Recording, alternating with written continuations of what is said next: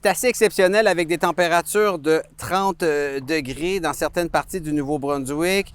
Vraiment, on a l'impression d'être au cœur de l'été plutôt qu'en plein milieu de l'automne. Et il y a des gens qui préfèrent être à la plage aujourd'hui, même faire de la pagaie, être sur l'eau, plutôt que d'aller aux pommes. Et c'est normal d'être surpris parce que à ce temps-ci de l'année, on devrait avoir des maximums de 12 à 15 degrés, pas des 30 degrés, avec des maximums de 25 à 30 degrés, là, dépendamment où on est au Nouveau-Brunswick. On pourrait battre de vieux records dans la province, des records de chaleur, comme celui de 25,6 degrés pour un 6 octobre 1946 à Fredericton, ou encore celui de 26,1 degrés en 1926 à Moncton.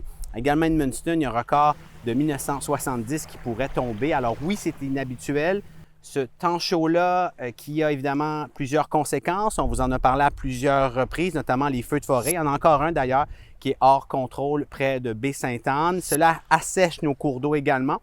Le niveau du fleuve Saint-Jean est particulièrement bas, tout comme nos rivières. Puis ça a un impact sur les poissons, sur la faune marine.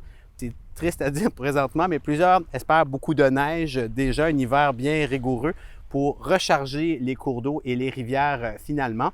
Et cette masse d'air chaud, là, nous joue pas mal de tours.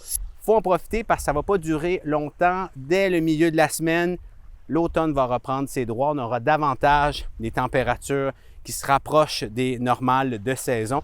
Alors, il faut en profiter parce que l'automne, éventuellement l'hiver, ces saisons auront leur revanche. Voilà, c'était Louis-Philippe Leblanc. Pour d'autres nouvelles, consultez l'application de Radio-Canada Info. Moi, je regrette de ne pas avoir amené mon maillot.